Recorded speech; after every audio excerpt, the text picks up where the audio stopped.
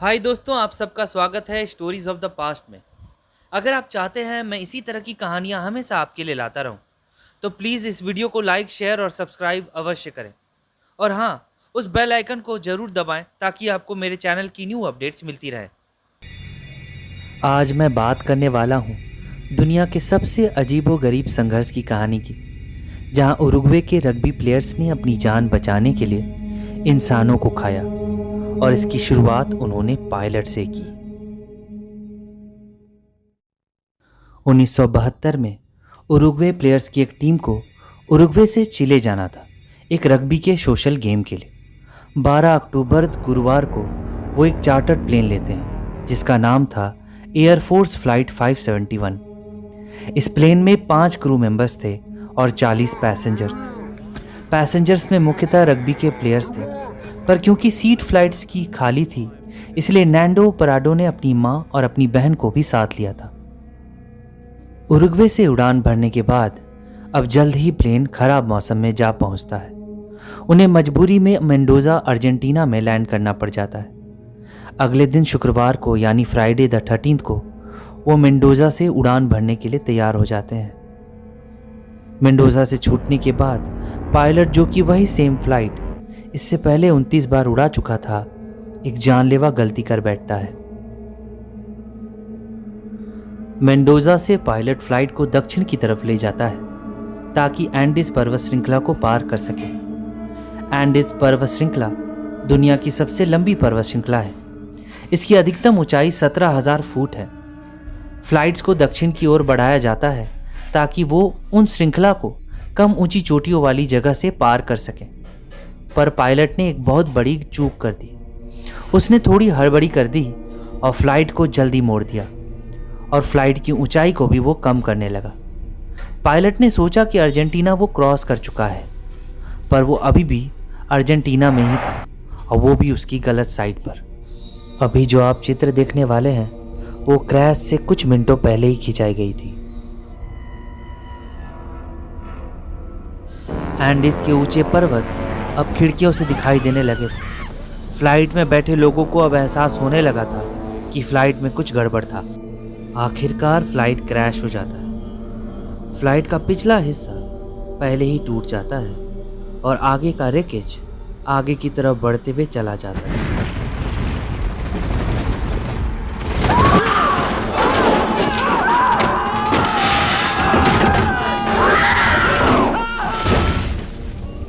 इस क्रैश में 12 लोगों की मौत हो जाती है। अब जीवित केवल 33 लोग बचते हैं। अब जीवित लोगों को अपने बचे 72 दिन इसी प्लेन के टुकड़े के अंदर काटने थे।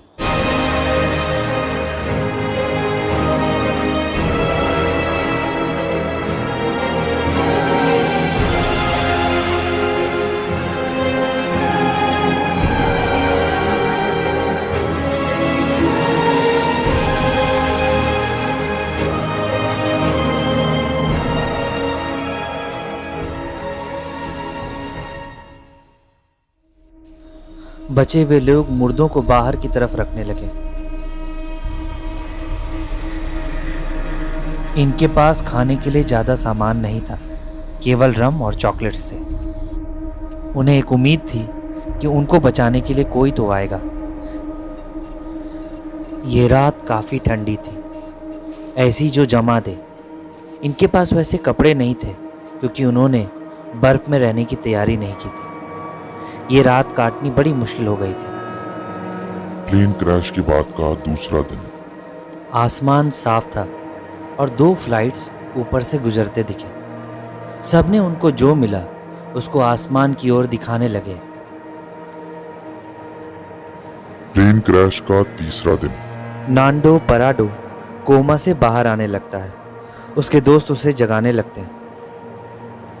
नैंडो नैंडो नैंडो नैंडो। नैंडो कोमा से निकलने के तुरंत बाद अपनी माँ और अपनी बहन के बारे में पूछता है। उसका दोस्त रॉबर्टो उसे बता देता है कि उसकी माँ मर चुकी है और उसकी बहन बहुत ज़्यादा घायल है। वो उठकर सीधे अपनी घायल बहन के पास जाता है। नैंडो की बहन नैंडो के जगने के 3 से 4 घंटों बाद ही दम तोड़ देती है। नैंडो एक चमत्कार से कम नहीं था। नैंडो की जान उसके दोस्तों ने ही बचाई थी। जब प्लेन क्रैश हुआ तो नैंडो का सिर फट गया था और ऐसा देखने में लग रहा था कि शायद नैंडो मर गया है। उन्होंने उसकी लाश को भी बाहर बर्फ में बाकी लाशों के साथ रख दी थी। उसकी सूजन को बर्फ ने फैलने से रोक दिया था। प्लेन क्रैश का चौथा दिन। उन्हें एक रेडियो मिलता है। अब इस रेडियो की मदद से वो जान सकते थे कि बाहर क्या चल रहा था। वो ये जानना चाहते थे क्या उनकी खोजबीन चल रही है। अगर ऐसा होता तो उन्हें आशा थी कि कोई ना कोई उन्हें खोजते हुए यहाँ ज़रूर आएगा। अब ये 13,000 फीट पर बिना खाना बिना पानी के -35 डिग्री सेल्सियस में रह रहे थे। इतनी ऊंचाई पर सांस लेने की भी तकलीफ होने लगती है। प्लेन क्रैश के बाद 10वां दिन। उन्हें रेडियो पर पता चलता है कि उन्हें खोजना बंद कर दिया गया। लोगों ने हार मानकर इन्हें खोजना छोड़ दिया है। अब इनकी उम्मीद की किरण भी टूटने लगी थी। सबको भूख लग रही थी और नांदो समझ चुका था कि जान बचाने के लिए उन सब के शरीर को प्रोटीन चाहिए और ये प्रोटीन अब उन्हें इंसानों के शव से ही मिल सकता था।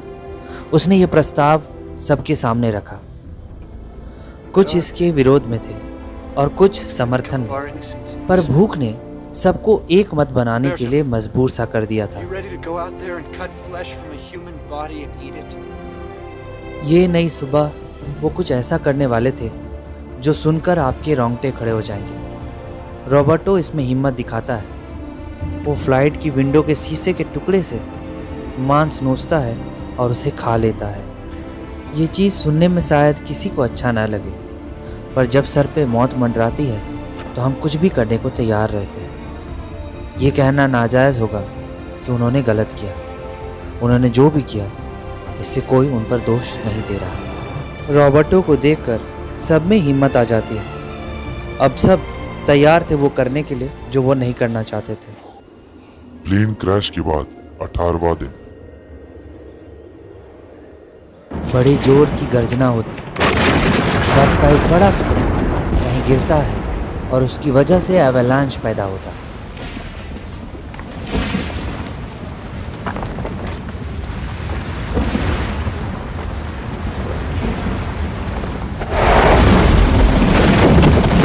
ये एवलांच 27 लोगों को अपनी चपेट में ले लेता है। ये इतना जल्दी होता है कि कोई अपना बचाव भी नहीं कर पाता।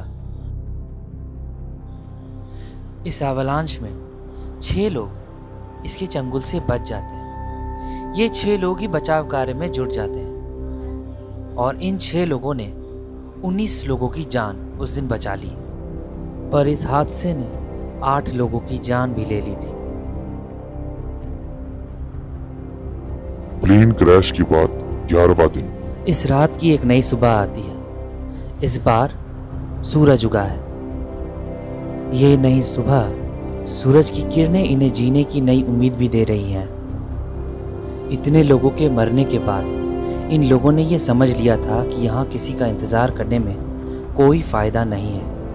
नैंदो को ये डर था कि कहीं उसे अपनी माँ और अपनी बहन को भी ना खाना पड़े, इसलिए नैंदो अपने बैग में इंसानी मांस भरने लगता है और निकल पड़ता है वो रास्ता खोजने के लिए, ताकि कहीं से किसी को वो अपने बचाव कार्य के लिए ला पाए। इन्हें अपनी यात्रा के दौरान इनकी जहाज़ का पिछला हिस्सा यानी कि पूंछ दिखता है। इन्हें अब थोड़ी खुशी महसूस होने लगती है। इन्हें अपनी फ़्लाइट की टेल में खाने के लिए खूब सारे चॉकलेट्स मिल जाते हैं। एंडिस पर्वत को पार करना कोई सामान्य बात नहीं थी। इसके लिए उन्हें काफ़ी हौसला और इच्छा शक्ति की ज़रूरत होनी चाहिए थी। वो पश्चिम की तरफ बढ़ने लगे थे। उनके पास कोई इक्विपमेंट नहीं था। उन्हें 2 दिन एक पहाड़ पर चढ़ने में लगा। नैंदो ने बताया कि उसे लगा कि शायद उस चोटी पर पहुंचने पर उन्हें कोई हरियाली या रूट्स दिखेंगे, पर वो अभी एंडिस के बीच में ही थे।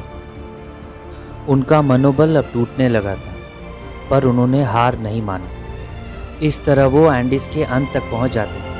उन्हें एक किसान मिलता है जिससे वो मदद की गुहार करते हैं और ठीक क्रैश होने के 72वें दिन वो अपनी जान बचा लेते हैं।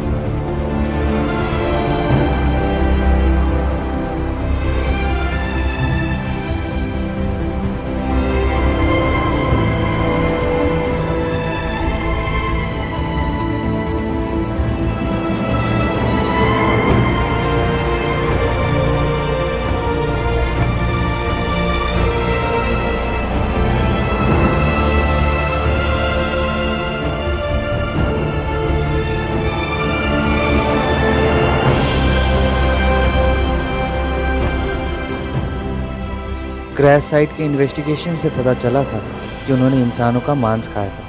बाद में ये कहानी उन्होंने खुद भी बयां की। लेकिन अंत में खुद को मारने से ज्यादा जीने के लिए साहस की जरूरत होती है।